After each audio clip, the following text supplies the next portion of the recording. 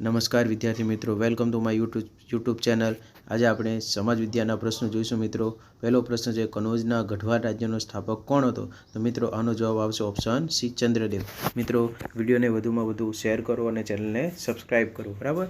ચાલો પ્રશ્ન નંબર 2 જોઈએ। સિદ્ધરાજ જયસિંહના માતાનું નામ શું હતું? એ મિનર દેવી, ઓપ્શન બી નાયકા દેવી, ઓપ્શન સી ઉદયમતી કે ઓપ્શન ડી રૂડાબાઈ। તો મિત્રો તમે જાણો છો આનો જવાબ આવશે ઓપ્શન એ, રાજમાતા મિનર દેવી, બરાબર।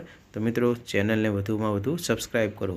ચાલો પ્રશ્ન નંબર 3, ચેનનું વૃક્ષનું બીજું નામ કયું છે? તો જવાબ આવશે ઓપ્શન સી, મેંગ્રોવ, બરાબર। મેંગ્રોવના વૃક્ષ દરિયા કિનારે હોય। પ્રશ્ન નંબર 4, કઈ સદીની શરૂઆતમાં દિલ્હી સલ્તનતની સ્થાપના થઈ હતી? તો મિત્રો તમે જાણો છો ઓપ્શન બી, 13મી સદી, બરાબર। ચાલો પ્રશ્ન નંબર 5, દિલ્હીની ગાદી આવનાર પ્રથમ મહિલા શાસક કોણ હતા? Option A Naiki Devi, B Razia Sultan, C Minal Devi કે ડી મુમતાઝ। તો પ્રથમ મહિલા શાસક હતા ઓપ્શન બી, રઝિયા સુલતાન, બરાબર મિત્રો। ચાલો પ્રશ્ન નંબર 6, હરિહર રાય અને બુક્કા રાય કયા વંશના રાજાઓ હતા?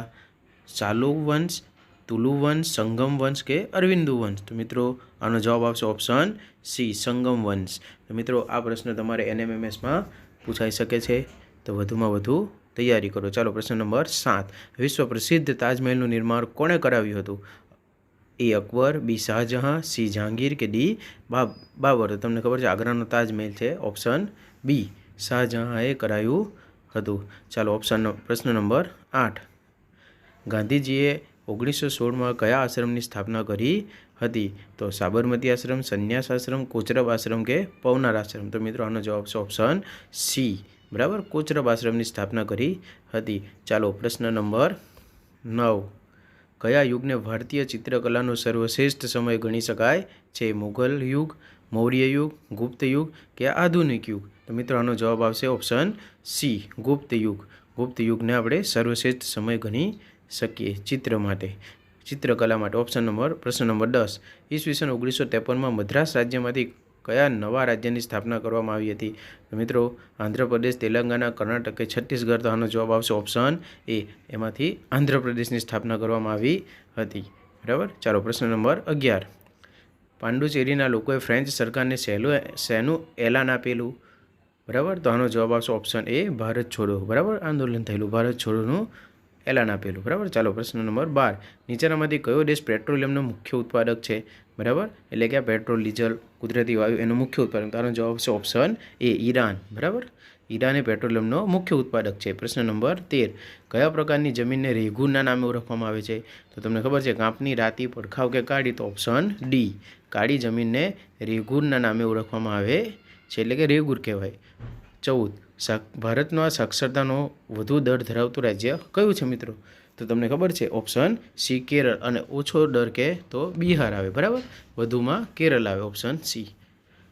પ્રશ્ન નંબર 15, ગોઠ રાજ્યમાં દરેક 84 કેટલા ગામોના એક પેટા એકમમાં વહેંચાયેલી હતી? તો ઓપ્શન બી, 12 પેટા એકમમાં વહેંચાયેલી હતી।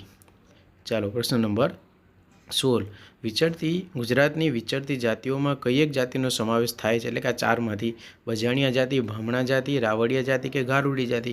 તો મિત્રો આનો જવાબ છે ઓપ્શન બી, બ્રાહ્મણા જાતિનો વિચરતી જાતિઓમાં સમાવેશ થાય છે।